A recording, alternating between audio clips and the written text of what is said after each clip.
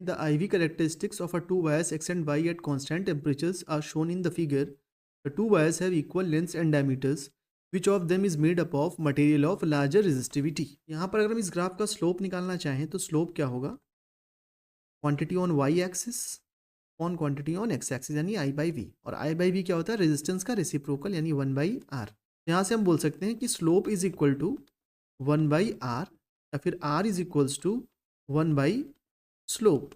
मतलब जिसका स्लोप ज़्यादा होगा उसका रेजिस्टेंस कम होगा। ठीक है, जिसका स्लोप ज़्यादा होगा उसका रेजिस्टेंस कम होगा, या जिसका स्लोप कम होगा उसका रेजिस्टेंस ज़्यादा होगा। ठीक है, तो अब स्लोप देखते हैं किसका कम है किसका ज़्यादा है। यहाँ पर x वाला ग्राफ का एंगल ये बनेगा x एक्सिस से, और y वाले का ये बनेगा। तो यहाँ पर x वाले का स्लोप कम है क्योंकि उसका एंगल कम बनेगा। ठीक है, तो स्लोप यहाँ पर x का कम है।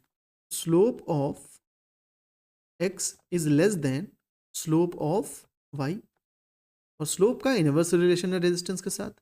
हम ये बोल सकते हैं resistance of x is greater than resistance of y। Question में पूछा था रेजिस्टिविटी के बारे में कि रेजिस्टिविटी लार्जर किसकी होती, और हमें मालूम है कि रेजिस्टेंस का फॉर्मूला क्या होता है? Rho L by A. Length और एरिया तो दोनों बोल दिया कि दोनों के लिए सेम है, यानी रेजिस्टेंस जिसका ज़्यादा होगा उसकी रेजिस्टिविटी भी ज़्यादा होगी, यानी rho X will be greater than rho Y, यानी एक्स का रेजिस्टिविटी वाई की रेजिस्टिविटी से ज़्यादा होगा। ठीक है।